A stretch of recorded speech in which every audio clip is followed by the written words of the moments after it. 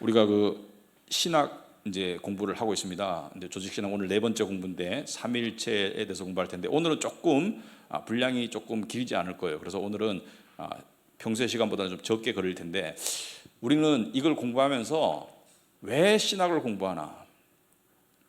왜 신학을 공부하나? 우리가 한 번씩 생각을 해봐야 돼요. 왜라는 질문을 계속 해보는 게 필요해요.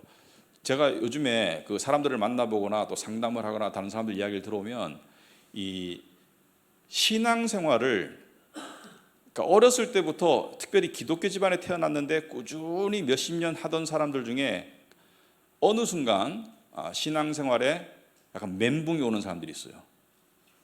위기가 오는 사람이 있어요. 혼란이 오는 사람이 있어요. 그리고 이런 질문을 스스로에게 하는 사람, 어떤 사람은 솔직하게 표현도 해요. 나는 정말 하나님을 믿는가? 하나님이 계시다는 것은 내가 이때까지 살아온 체험으로 알겠는데 정말 나는 하나님의 자녀가 맞나? 이런 멘붕이 오는 사람들이 있어요. 왜 그럴까? 그러니까 굉장히 착실하게 신앙생활을 해왔어. 그것이 근데 많은 특징이 어떤 이 갖춰진 환경 속에서 그런 생활을 해왔더라고요. 그것이 가정이든지 아주 기독교 집안에 태어났든지 아니면은 특별히 목회자 가정이든지 선교사 가정이든지 하여튼 이 신앙생활을 할 수밖에 없는 상황 속에서 자라왔어요. 보호막 속에서. 근데 갑자기 그런 의문이 들 때가 든다는 거예요. 나는 정말 하나님을 믿는 게 맞는가? 전에는 믿는다고 확실히 생각했는데 내가 왜 이럴까? 두 가지 이유 때문입니다. 제가 보니까 첫째는 체험에 의존을 많이 했었다. 그러니까 신앙의 환경 속에서 기도하고 또 은혜 받고 그런 체험이 있었던 것 같아요. 나쁜 건 아닌데 그것이 신앙생활을 쭉 연결해 왔는데 두 번째 이유는 뭐냐면은 독립하고 성인이 되다 보니까 체험이 달라지더라. 그러니까 옛날과 같은 그런 뜨거운 또는 은혜스러운 체험이 잘 안 되고 세상을 향한 좀 시달림 또는 세상의 어떤 욕심에 의한 죄에 의한 이끌림 여러 가지를 체험하다 보니까 영적으로 신앙적으로 위기 또는 의문 또는 이 멘붕이 오는 거예요. 내가 정말 하나님 믿는 거 맞는가? 그래서 근본이 흔들리는 그런 상황을 제가 보면서 생각했습니다. 왜 그럴까? 그런 분들 중에 상당수는 믿는 분이에요. 제가 봐서는. 그런 현상이 왔더라도 안 믿는 게 아니에요. 근데 왜 그럴까? 왜냐하면 말이죠. 우리는 체험을 너무 강조하는 신앙의 형태를 띄워왔어요. 기도 생활, 그 속에서 체험되는 뜨거움 또는 은혜 또는 기도 응답 여러 가지 우리의 대화 속에 보면 화평, 체험을 굉장히 중요시하는데 왜 체험을 중요시하냐면 체험은 나에게 좋은 거예요. 그러니까 체험을 통해서 내가 기분이 좋고 체험을 통해서 하나님이 나를 인도하시고 인정하시고 복 주시는 것 같고 체험을 통해서 마음에 뜨거움이 있고 체험을 통해서 사랑받는 것 같고 이게 다 좋은 거예요. 그러나 여기에 큰 함정이 있습니다. 체험은 내가 기준이 되는 신앙생활이에요. 그 자체가 나쁜 게 아닙니다.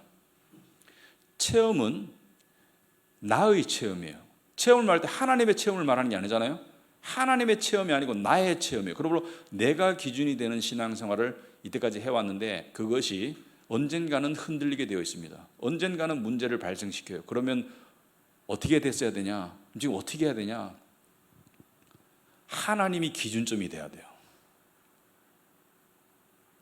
하나님이 기준점이 돼야 돼요. 그 하나님이 기준점이 된다는 것을 구체적으로 말하면 오늘 공부에 견주어 말하면 하나님을 말씀을 통해서 논리적으로 알아가야 돼요. 논리는 하나님의 속성입니다. 하나님께서 인간에게 주신 선물이고요. 그래서 언어 능력, 논리력, 사고력, 지적 능력 하나님의 고유 속성이고 인간에게만 공유를 하셨어요. 동물은 논리를 가질 수 없습니다. 그냥 본능적인 생각을 할 뿐이지 그 논리를 가지고 하나님을 알아가는 것이 중심이 되어야지 비로소 신앙이 바로 설 수 있고 단단해질 수 있는데 체험은 언젠가는 무너져요. 체험은 왔다 갔다 해요. 예를 들어서 이 두 사람이 어떤 목표 지점을 향해서 우리 누가 똑바로 걸어가나 보자. 누가 똑바로 걸어가나 보자. 저기 저 산 위에 깃대가 꽂혀 있는데 누가 정말 삐뚤삐뚤 아니고 똑바로 가는가 보자라고 내기를 했어요. 근데 둘이 다 목표 지점에 도달은 했어. 그런데 보니까 한 사람은 삐뚤삐뚤이야. 근데 한 사람은 정말 똑바랐어요. 그래서 삐뚤삐뚤 간 사람이 도저히 이해를 못 하겠는 거예요. 왜냐하면 자기는 똑바로 가려고 노력했거든. 한 발 떼고 바로 앞에 한 발 떼고, 그러니까 발을 보면서 똑바로 똑바로 똑바로만 생각했는 거야. 근데 왜 나는 왜 삐뚤게 갔지? 옆 사람에게 물어봤어요. 넌 어떻게 똑바로 갔어? 나는 나를 안 바라봤어. 깃대를 바라봤어. 깃대를 바라보고 걸어갔어. 내 발을 안 봤어. 무슨 말인지 아시겠어요? 우리가 기준이 되면 안 돼요. 하나님이 기준이 돼야 되는 거예요. 그래서 신학은 뭐예요? 중심을 하나님께로 이동시키는 거예요. 그게 신학이에요. 그래서 신학 공부를 하면 어떤 사람들은 신학 공부는 딱딱하고 또 나에게 즉각적인 어떤 평안이나 어떤 즐거움이나 기쁨을 안 준다고 생각하는데 굉장히 큰 오산인 게 신학은 아주 깊이 있고 은근한 평강과 마음의 질서와 또 감사와 만족을 분명히 줍니다. 지난 시간에 공부하고 난 다음에 어떤 사람이 이런 말을 하더라고요. 하나님의 속성 중에 전지성이 너무나 좋았다. 모든 것을 아신다. 왜 좋았냐 물어보니까 이렇게 답을 하더라고요. 하나님을 대하는데 기도하는데 너무 편해졌습니다. 솔직해졌습니다. 전에는 기도를 이렇게 해야 한다고 생각했는데, 그래서 기도할 때 무슨 말을 할까? 이렇게 말해야 되나? 이렇게 생각했는데 모든 것을 아신다는 그 전지성을 깨달으니까, 그것을 정말로 깨달으니까 기도가 솔직하게 나와서 너무 좋았어요. 이렇게 말하더라고요. 신학이 삶에 적용되는 거예요. 객관성이 나의 주관적인 체험으로 적용되는 거예요. 나의 주관적인 체험으로 하나님을 만들어가는 것이 아니라 하나님의 속성이 나의 주관적인 체험을 만들어가는 게 이게 올바른 신학이에요. 자, 그런 면에서 신학은 우리의 삶에 밀접한 관계가 있는데 오늘 할 공부는 하나님에 관한 거예요. 하나님이 어떤 분인가에 관한 건데 오늘 할 공부의 제목이 뭐예요? 삼위일체, 그죠? 삼위일체. 자, 영어로 트리니티, 그죠? 트리니티. 이 TRI는 뭐예요? three, 3을 상징하고 unity, 그죠? 하나됨. 그 트리니티는 트라이와 유니티의 합성어죠. 그래서 트리니티, 삼일체, 하나됨이라는 뜻이죠. 그죠? 셋이 하나다. 정답을 말하자면 하나님은 한 분이신데 세 분의 위가 계신다. 세 분의 위가 계신다. 성부 하나님, 성자 예수님, 성령님. 다 아시죠? 성부 하나님, 성자 예수님, 성령님. 세 분의 위가 있는데 one God, 한 분 하나님이다. 이게 트리니티예요. 자, 이거를 우리가 100% 깨달을 수 있을까? 꿰뚫어 알 수 있을까? 몰라요. 그건 불가능해요. 그것은 마치 개미가 나를 100% 내가 어떤 존재인지 100% 꿰뚫어 알려고 하는 것보다 더 무모한 시도예요. 왜냐하면 하나님을 우리가 꿰뚫어 알 수 없어요. 하지만 적어도 성경의 진리를, 그러니까 조직신학이라는 게 뭐예요? 한 가지 주제를 놓고 성경의 여러 군데 구절들을 가지고 그 주제에 대한 해답을 찾아가는 것, 진리적인 정의를 찾아가는 게 조직신학이라면은 삼위일체에 대한 성경의 가르침이 있다는 것이고, 하나님에 관한 여러 가지 성경 말씀을 통해서 하나님이 한 분 하나님이신 건 맞는데 삼위, 성부, 성자, 성령의 세 인격으로 계시다는 것을 우리가 알게 되는 것이죠. 이것이 우리의 구원과도 연결이 되어 있어요. 이따 설명하겠지만. 그리고 우리의 신앙생활과도 밀접하게 연결이 되어 있습니다. 자, 그런데 이 트리니티, 삼위일체라는 단어는 성경에 있어요, 없어요? 성경에 나오지 않아요. 이 단어는 이 초대 교부 중에 하나였던, 그러니까 서기 155년인가? 155년에 태어나서 220년에 사망한 이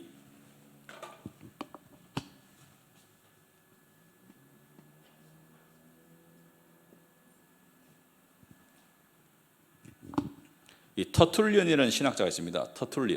터툴리언이라는 신학자가 있는데 이 초대 교부라는 것은 그러니까 이런 뜻입니다. 이 교회의 아버지 역할, 그러니까 말하자면은 이 교회의 어떤 이 지도자 또는 특별히 신학자들을 교부라고 그래요.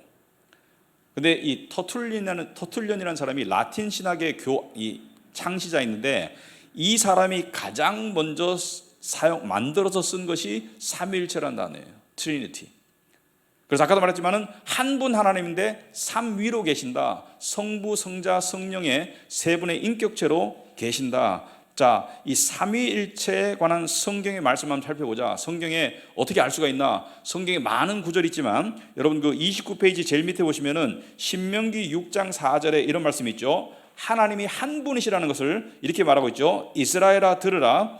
우리 하나님 여호와는 오직 유일한 여호와이시니. 그래서 오직 유일한 여호와이시니 The Lord is one. 그렇죠? 한 분이시다. 이게 왜 중요하냐? 여러분 고대 민족들 중에서, 고대 나라들 중에서 유일신 사상을 가진 나라는 한 나라도 없습니다. 어느 나라도 신이 하나인 나라는 없어요. 그래서 이집트 같은 경우는 나일강도 신이고요, 그 다음에 태양도 신이고요, 바로 왕도 신이고요, 개구리도 신이고요, 신이 엄청나게 많아요. 우리나라도 마찬가지고, 여러분 오늘 현대에도 인도 같은 데 보면은 신이 몇 개라 그래요? 뭐 이게 맞는지 모르겠지만은 약 3억 개의 신이 존재한다 그래요.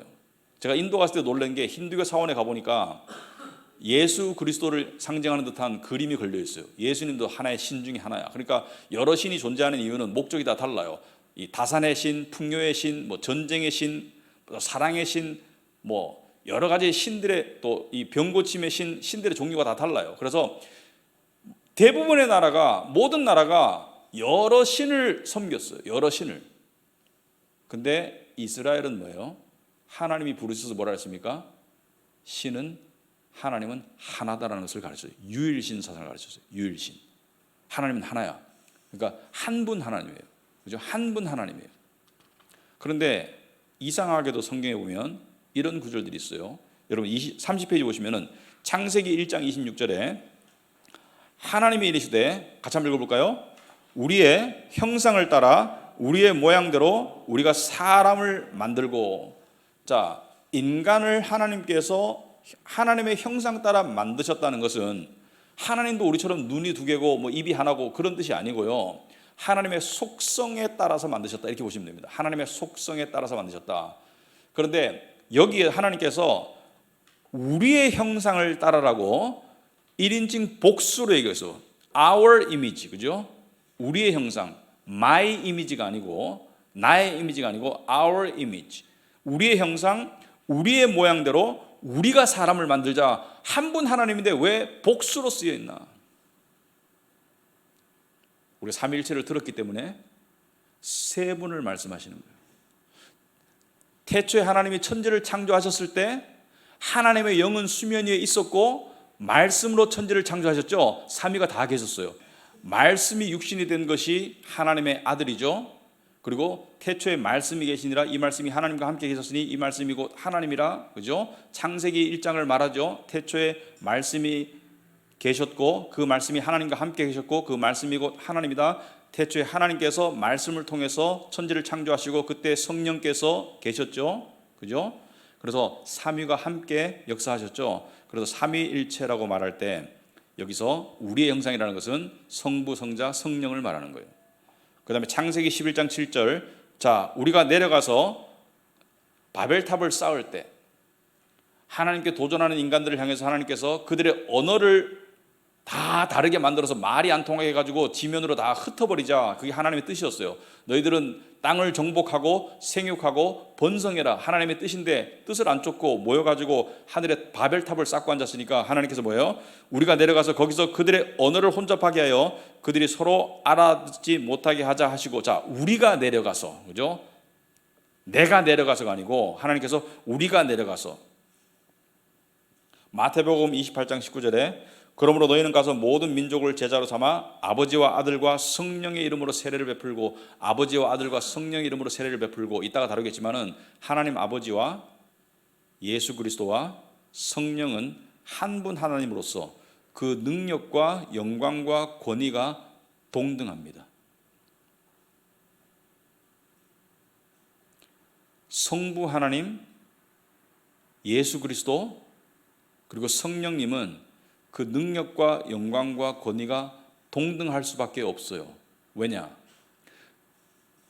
어떤 이단은 이따 다루겠지만은 성부 하나님의 능력과 권위와 영광이 성자 아들 예수 그리스도의 능력과 권위와 영광보다 더 크고 높다라고 주장하는데, 그것이 왜 이단이냐면, 그러면 성자 예수님은 하나님이 아니에요.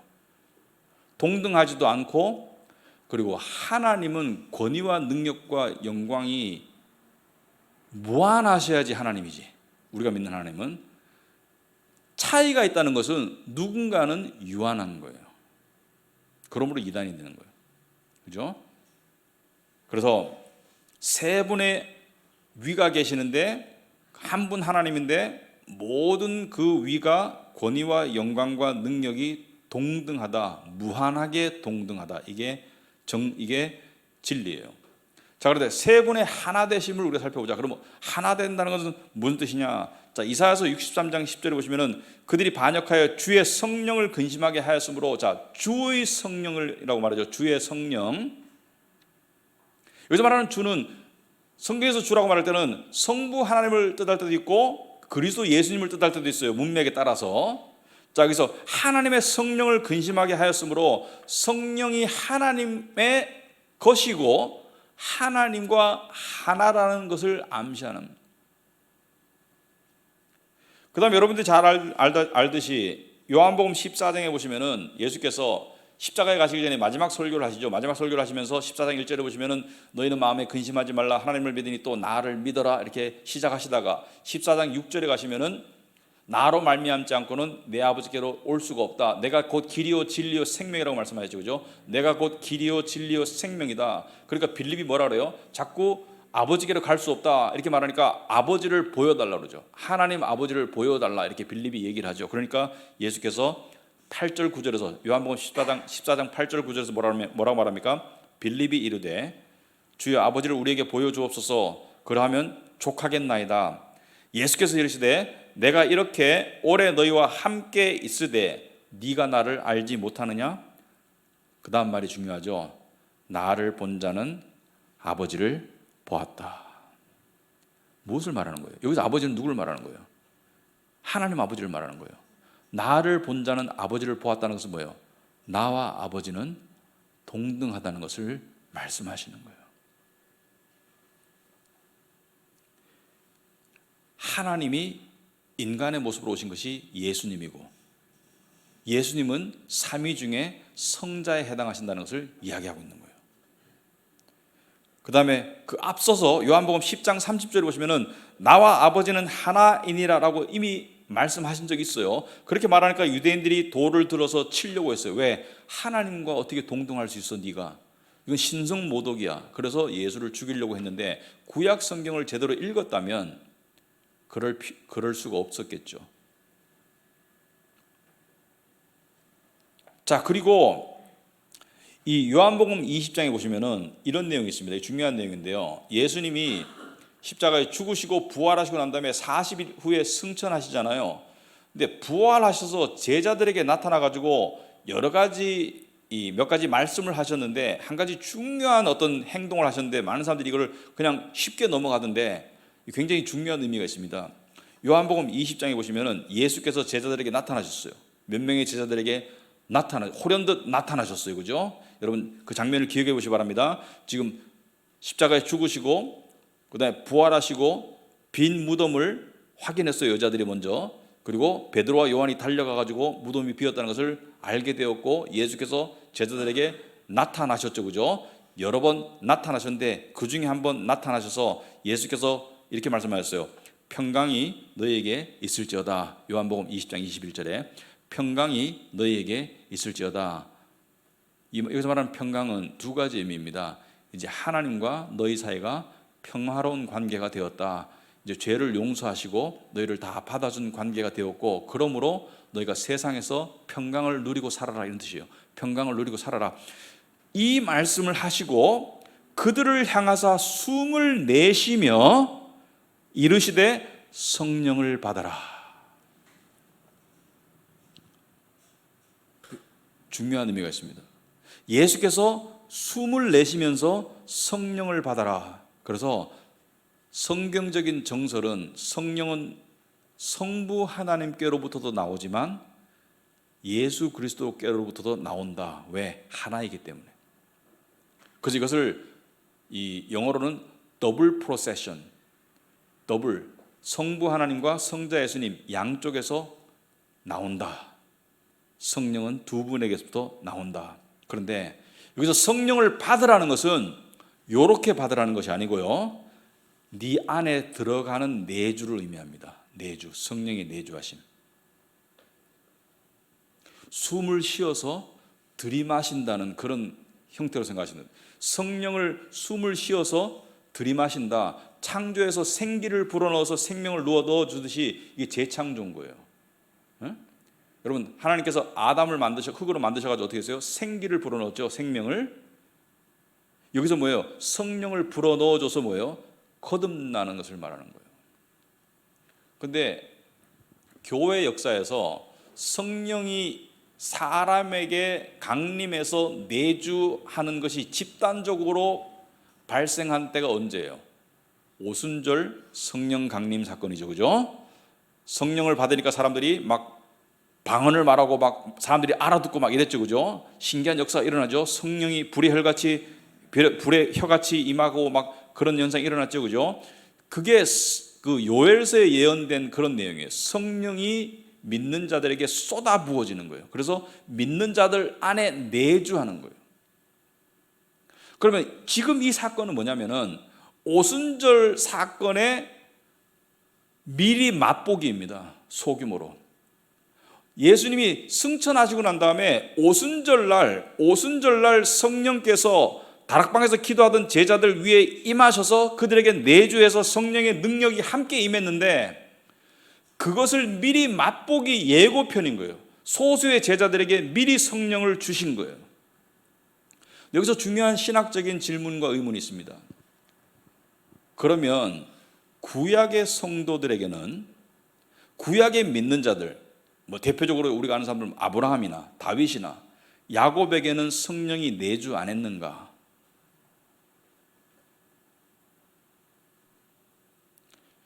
여기서는 두 가지 견해가 있는데 그 두 가지 견해를 다 소개하고 제 견해를 말씀드리겠습니다. 어떤 사람들은 구약의 성도들에게도 성령이 내주했다 라고 주장하는 사람들이 있어요. 오실 메시아를 믿는 믿음을 가지고 성령이 내주했다라고 생각하는 사람이 있는데, 저는 그렇게 생각하지 않습니다. 저는 구약의 성도들에게 성령이 임해서 함께 했다, 성령이 위에도 임하고 옆에도 계시고 그들과 함께 계셨다라고 생각해요. 하지만 성령의 내주는 오순절을 기점으로, 그 역사적인 사건을 기점으로 믿는 자들 안에 성령의 내주가 시작되었다라고 저는 생각하고, 여기 제자들에게 성령을 받을지어다라고 말한 것은 그 오순절 사건의 미리 맛보기 예고편이라고 생각합니다. 왜냐하면 하나님의 임재는, 여러분 구약의 성전과 성막을 생각해 보세요. 성전 안에 하나님께서 어디에 계셨죠? 성전 안에 성소가 있었죠. 성전 있으면 입구가 있고 손 씻는 곳이 있고 제단이 있고 성소가 있고, 그 성소 안에 지성소가 있었죠. Holy of Holies, 지극히 거룩한 지성소 안에 하나님의 임재를 상징하는 언약궤가 있었어요. 근데 거기에 죄가 들어갈 수 있어요, 없어요? 그래서 인간의 출입이 허락되었어요, 안 되었어요? 안 되었어요. 인간은 못 들어가요. 들어가면 죽어요. 근데 1년에 딱 한 번, 속죄의 날, 그때 대제사장이 한 명만 대표로 들어갈 수 있었는데 그냥 들어갈 수 있어요, 없어요? 그냥 못 들어가고 양의 피를, 염소의 피를, 양의 피를 잡아서 그 피로 자기의 죄를 씻고 들어갔어요. 그냥 못 들어가요. 죄는 하나님께 들어갈 수 없어요. 천국에는 죄가 들어갈 수가 없어요. 그렇다면 성령 하나님은 고린도전서 6장에 보시면 이런 말씀이 있죠. 너희는 하나님의 영이 거하시는 거룩한 전이라는 말씀이 있어요. 왜? 예수 그리스도의 십자가의 죽으심을 통해서 죄 씻음을 받았기 때문에 우리가 신분적으로 의로워지고 깨끗한 성전이 되는 거예요. 그래서 비로소 예수의 성령께서, 하나님의 성령께서 우리 안에 내주가 시작된 거예요. 그게 오순절 사건이에요. 그러니까 십자가가 일어나기 전에, 십자가 사건이 일어나기 전에는 성령이 내주할 수 없습니다. 저는 그렇게 봐요. 성령이 함께 계시고 선행하는 믿음을 주시고 오실 메시아를 믿는 믿음을 주셔서 구원에 이르게 할 수는 있지만, 성령의 내주는, 그렇다면 오순절 사건이 특별할 게 없지 뭐. 구약에도 다 성령이 내주였으면 오순절 사건이 뭐 특별해? 이미 발생된 일인데. 근데 오순절 사건이 특별한 이유가 뭐예요? 성령의 내주가 시작되었기 때문이에요. 왜? 십자가의 죄사함을 통해서 죄가 사해졌기 때문에 성령께서 우리 안에 내주하시는 거예요. 성령의 내주를 어떻게 할 수 있나? 두 가지를 통해서 할 수 있습니다. 성령으로 하지 않고는 예수를 주라고 고백할 수 없다. 이것은 입으로 고백하는 것이 아니라 마음으로 믿는 것을 포함하는 거예요.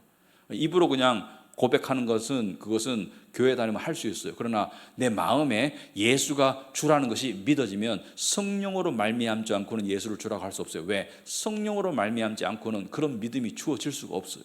둘째, 성령은 진리의 영이기 때문에 성경 말씀이 진리적으로 깨달아지고 그것에 감동이 되면 성령께서 내주하시는 증거예요. 칼빈이 말했듯이 성령의 확신은 말씀의 확신과 동일해요. 그래서 저는 이 상황이, 요한복음 20장 이 상황은 오순절 앞서서 일어난, 며칠 앞서서 일어난 미리 맛보기라고 생각합니다. 자, 그 다음에 예수의 신성을, 하나님과 동등되심을 쐐기 박는 구절이 성경에 여러 군데 나와요. 근데 대표적인 게 요한복음 5장 20절 후반부죠. 다 같이 한번 읽어보겠습니다. 우리가 참된 자 곧 그의 아들 예수 그리스도 안에 있는 것이니 그는 참 하나님이시요 영생이시라. 아멘. 여기서 그는 누구를 말해요? 예수 그리스도를 말해요. 그죠? 예수 그리스도는 참 하나님이시다. 동등됨을 분명히 이야기하고 있죠. 그리고 영생이다. 이 영생은 영원히 사는 게 아니라 그랬죠. 지옥에서도 영원히 살아요. 영생은 곧 유일하신 참 하나님과 그의 보내신 자 예수 그리스도를 아는 게 영생이에요. 영생은 하나님과 연결된 게 영생이지 영원히 사는 게 아니에요. 영원히 사는 것은 지옥에서도 영원히 살아요. 근데 여기 보면 예수 그리스도가 참 하나님이시오. 자, 그래서 예수님이 하나님이고 성령이 하나님과 예수님으로부터 나오고 동등된 거예요. 다 같은 거예요. 근데 유대인들은 삼위일체를 깨닫지 못했었어요. 그래가지고 예수께서 내가 아버지와 나는 같다, 동등하다라고 말했을 때 돌로 쳐 죽이려고 그런 거예요. 자, 이 삼위일체의 가르침이 왜 중요한가? 첫째는 하나님이 누구신가를 아는 가장 핵심 진리이기 때문에 중요하고요. 둘째는 여기서부터 많은 이단들의 도전이 있었습니다.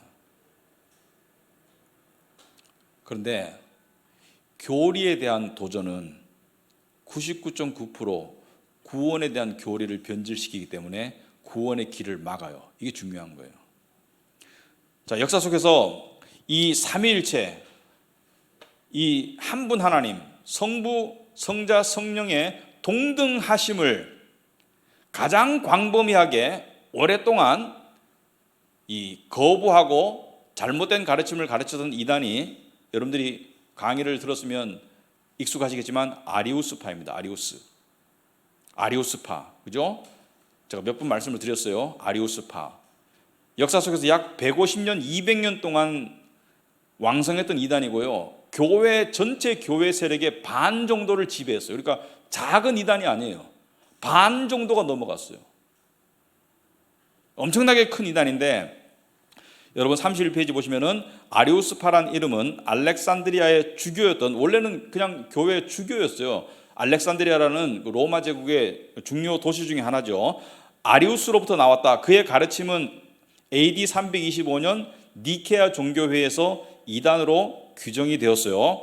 자, 그런데 이 사람이 주장한 게 뭐냐면은 예수 그리스도가 모든 피조물보다 중에 으뜸인 건 맞다. 사랑과 정의와 능력 면에서 으뜸인 건 맞지만 예수님 또한 하나님의 피조물이다, 이렇게 가르쳤습니다. 그러니까 피조물 중에 으뜸이라고 가르쳤어요. 그러므로 예수님의 하나님과 동등되심을 부인했고요, 예수님의 영광과 능력과 그분의 권세를 제한시켰어요. 피조물로.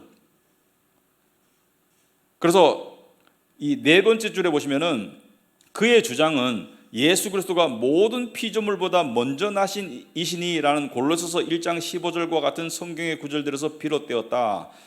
그런데 이 말씀에 예수 그리스도께서 모든 피조물보다 먼저 나신 이라는 말씀의 원래 의미는 그리스도가 하나님에 의하여 가장 먼저 창조되었다는 뜻이 아니라 모든 피조물의 우두머리가 되신다는 뜻이다.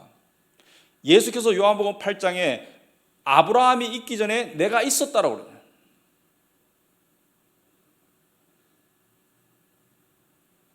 말씀이 육신이 되어 우리 땅에 오셨고 창조 때 이미 하나님으로 계셨어요. 영원 속에 계셨기 때문에 예수께서 존재하지 않았던 시간은 없습니다. 왜? 하나님이기 때문에. 그런데 아리우스파는 예수가 하나님에 의해서 창조된 피조물 중에 가장 으뜸이다라고 이야기했어요. 자, 그런데 예수 그리스도는 분명히 하나님과 동등하시며 그분이 피조물이 아니고 창조주라고 분명히 이해하고 있습니다. 어디에? 여러 구절에 나오지만 히브리서에 보시면, 히브리서 1장 2절부터 보시면은 이 모든 날 마지막에는 아들을 통하여 우리에게 말씀하셨으니 이 아들을 만유의 상속자로 세우시고 또 그로 말미암아 모든 세계를 지으셨다고 분명히 나오죠. 그로 말미암아 모든 세계를 지으셨다. 말씀을 통해서 모든 세계를 지으셨다. 예수님은 창조주지 피조물이 아니에요. 그런데 이 아리우스파의 가르침, 그러니까 삼위일체를 도전한 이 이단적인 가르침이 왜 악하냐면, 첫째는 그리스도의 영광을 훼손시켰을 뿐 아니라 예수가 피조물이면 온전한 의인이 될 수가 없습니다. 그러므로 십자가의 공로로 죄인을 대신해서 온 믿는 자들의 죄인을 대신해서 죽을 수 있는 자격이 없어요. 그러면 아리우스파의 가르침은 어떻게 되겠어요? 예수가 모델이 됩니다. 사랑의 모델, 정의의 모델, 예수가 모델이 돼요. 그럼 구원은 어떻게 되는 거예요? 모든 피조물 중에 가장 뛰어난 예수님을 닮아가면 돼. 그 속에는 무엇이 들어있습니까? 행함의 구원이 들어가는 거예요. 예수를 닮아갈수록 구원에 가까워지는 거예요. 그러니까 구원받음의 결과로 예수를 닮아가는 것이 아니고 구원의 통로로서, 구원을 위해서 예수를 닮아가게 되는 것이에요. 자, 그래서 정리하자면 아리우스파 이단은, 여러분 31페이지 중간에 좀 밑으로 내려가서, 아리우스파 이단은 예수 그리스도의 신성을 부인함으로 온전한 하나님의 의를 가지신 그리스도가 인간의 죄를 대신해서 죽으셨다는 것을 믿음으로 주어지는 구원의 진리를 거역하는 결과를 초래하였다. 왜? 피조물이면 의인이 될 수가 없어, 온전한 의인이. 그들은 그리스도의 신성을 부인했고 그로 인해 그리스도는 하나님의 절대 의를 가진 존재라기보다는 모든 피조물의 모범이 되는 거예요. 인간이 닮아야 할 모델이 되는 거예요. 따라서 구원이 어떻게 되는 거예요? 완전한 하나님의 의를 지니신 예수 그리스도의 십자가를 통해서가 아니고 예수를 닮으려고 노력하는 인간의 종교적이고 율법적인 행위에 의하여 결정되는 것처럼 구원관이 변질되는 거예요. 그게 아리우스파 이단이에요. 아시겠죠? 그래서 이단은 필연적으로 구원을 변질시킵니다. 그리고 삼위일체를 건드는 것은 필연적으로 하나님께 신성 모독이 되고, 그리고 교회 안에 사탄의 세력이 들어오는 거예요. 그 다음에 제가 지금 말하는 삼위일체를 도전했던 이단들을 수십 개가 넘어요. 수백 개가 넘어요. 근데 몇 가지만 맛보기로 대표적으로 말하는 거니까 이게 다라고 생각하시면 안 돼요. 이거 그냥 대표적인 거 몇 가지만 얘기하는 거예요. 그 다음에 두 번째 이단이 성자 종속론이에요. 성자 종속론은 뭐냐? 예수 그리스도가 피조물이 아니고 하나님이신 것은 맞지만 성부 하나님보다는 밑에다 이렇게 가르치는 거예요. 성부 하나님과 동등한 관계가 아니라 성부 하나님보다는 다소 영광과 권위와 능력이 열등하다라고 말하는 순간 예수님은 하나님과 동등한 것이 아닌 게 되는 거예요. 왜?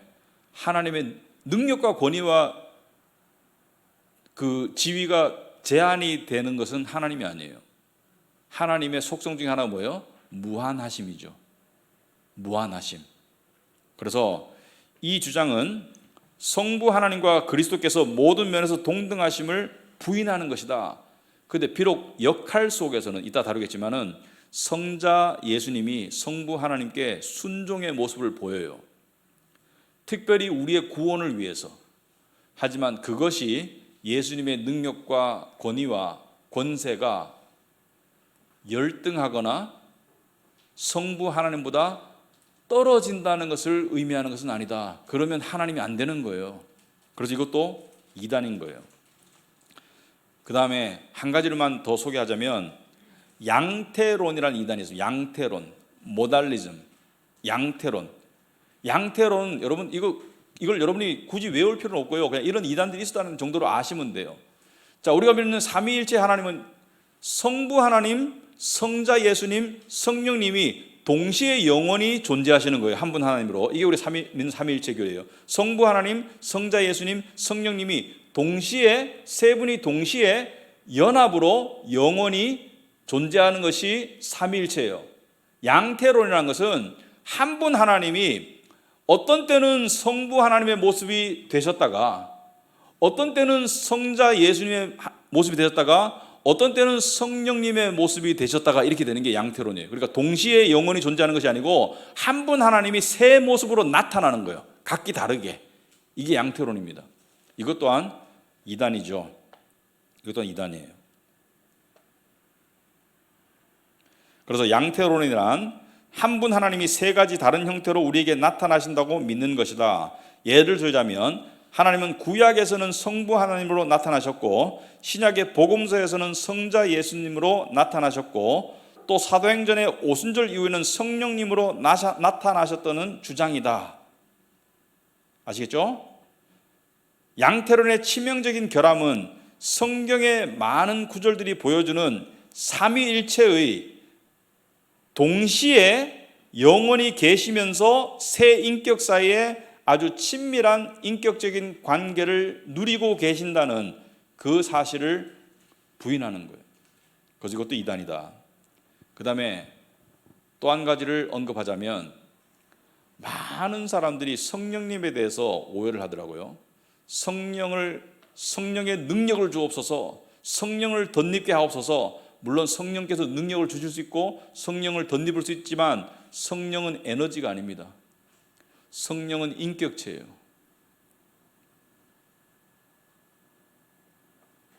이러한 가르침은 성령님이 하나님의 한 인격체라는 사실을 부인하면서 마치 성령님이 하나님께서 인간에게 주시는 어떤 에너지나 능력이라고 믿는 것이다. 분명히 성령님은 하나님의 능력을 가지고 계십니다. 하지만 성령님은 단지 어떤 에너지나 힘이 아니라 삼위의 한 분으로서 인격을 가지고 계신 분이다. 예를 들어서 에베소서 4장 30절에 오시면은 하나님의 성령을 근심하게 하지 말라 이런 말씀이 있습니다. 근심하게 하지 말라. 에너지가 어떻게 근심해요? 인격체라는 것을 말씀하는 거예요. 자, 여러분이 기도할 때 하나님 아버지라고 기도할 수도 있고요, 주님이라고 할 수도 있어요. 또는 성령님이라고 부를 수도 있습니다. 인격체지 에너지가 아니에요. 인격체지.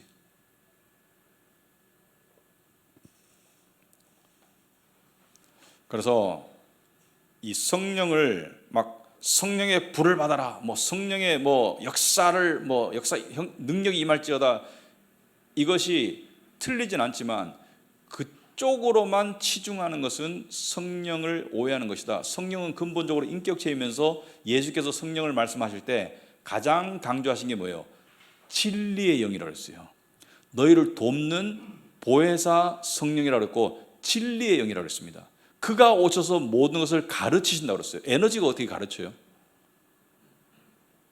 그래서 성령 충만은, 저는 성령 충만은 진리와 말씀의 충만이라고 생각합니다. 성령 충만은 진리에 의해서, 말씀의 능력에 의해서 움직이는 삶, 세상을 이기는 삶, 믿음의 삶, 이것이 성령 충만이라고 생각해요. 자, 그 다음에 중요하게 구원에 있어서 각각의 삼위께서 하신 일. 자, 이 삼위의 하나님이 제가 아까 그랬죠. 구원과 깊은 관계가 있다. 성부 하나님, 성자 예수님, 성령님, 이 삼위 하나님이 우리의 구원과 아주 깊은 관계가 있다. 어떻게 관계가 있습니까? 성부 하나님께서 구원을 계획하셨어요. 여러분, 창세전에 누가 우리를 택했어요? 창세전에 하나님 아버지께서 택하셨어요. 여러분, 하나님은 공의의 하나님이고 사랑의 하나님인데, 천사들도 궁금했습니다. 공의의 하나님이면 죄인들을 다 죽여야 돼.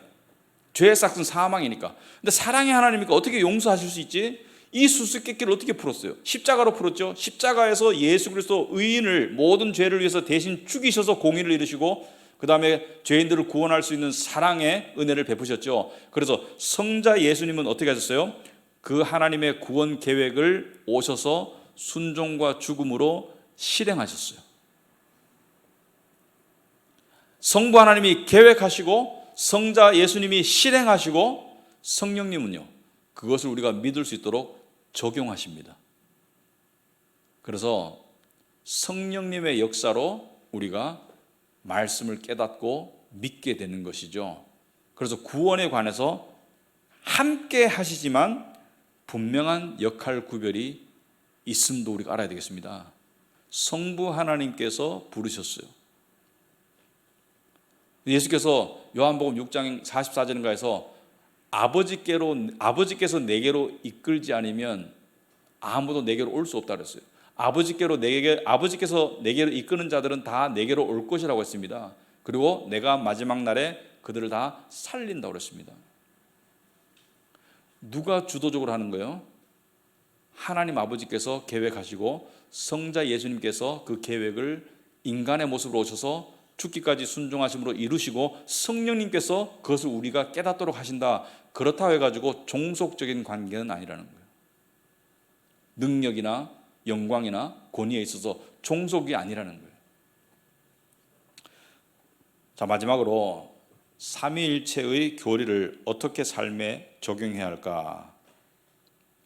우리 믿는 사람들은 신앙생활에 있어서 32페이지입니다. 삼위일체의 각 위께서 이루신 일들을 제대로 알고 하나님께 나아가야 한다.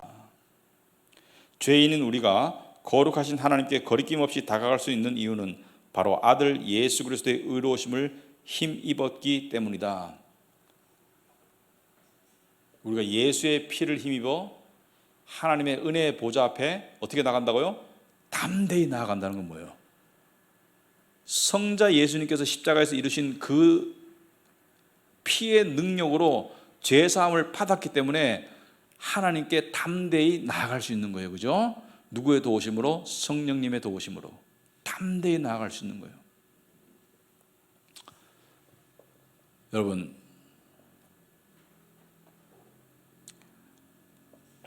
하나님이 택하시고 예수께서 모든 죄를 용서하시고 성령께서 우리 안에 들어오셨는데, 성령은 떠나요, 안 떠나요? 안 떠나요.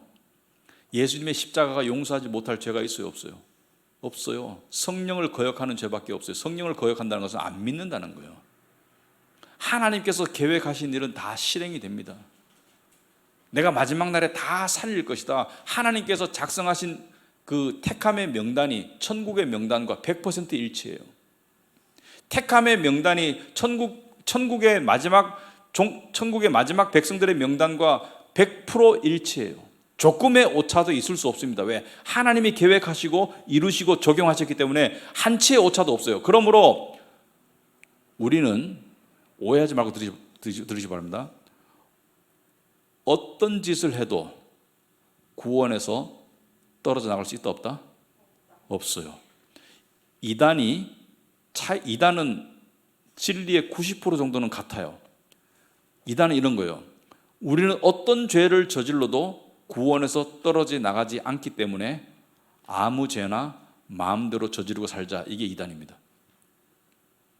그래서 칼빈이 통치했던 제네바에는 이러한 이상한 이단이 홍등가를 만들어가지고 거기에 막 마음껏 술 마시고 나쁜 짓 하고 하면서 뭐라 하냐면 우린 구원을 이룰 수 없어, 우린 구원을 이룰 수 없어 이러고 살았어요.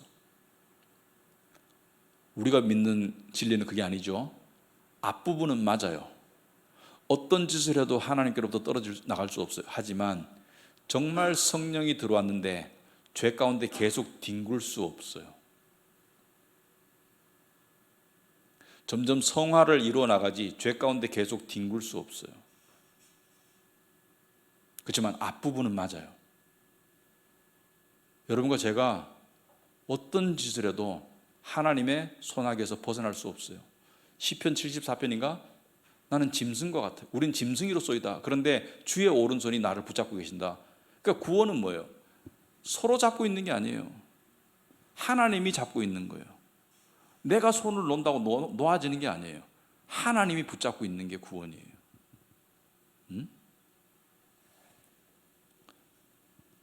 또한 성령님께서는 33페이지 우리 안에 내주하시며 우리 함께 하시고 진리를 가르치신다.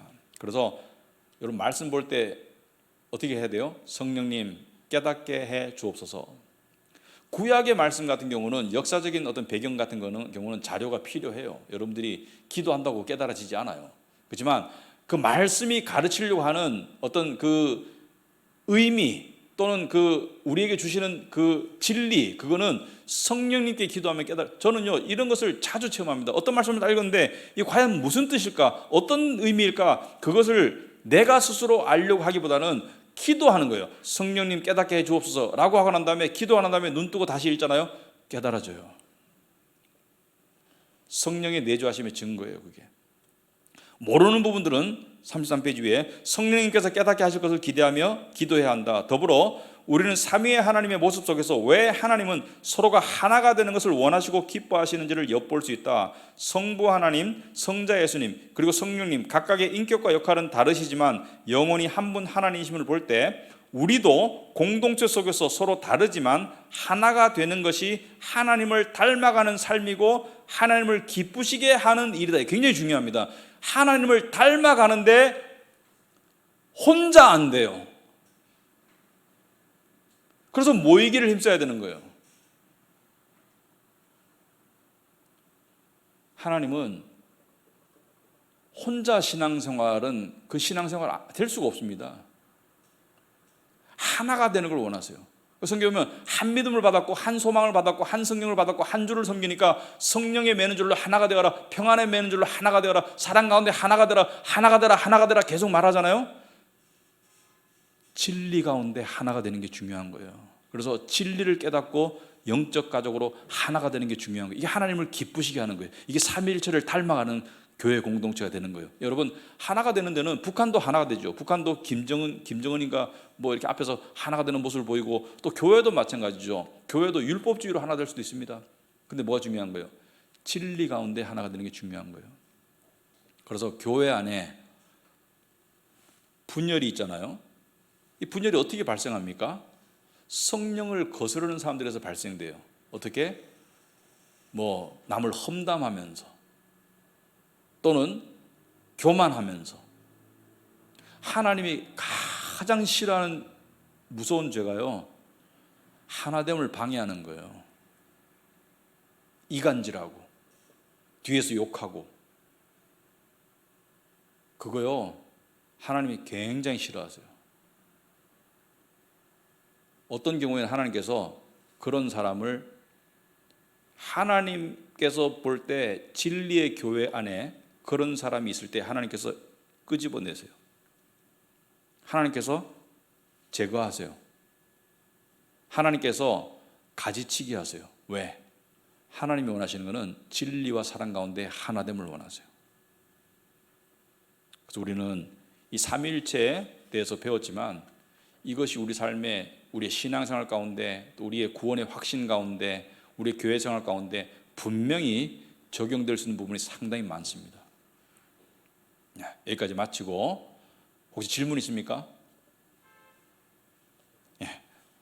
질문 없으시면 우리 한 1분 정도 여러분 기도하시고 제가 기도하고 마치도록 하겠습니다.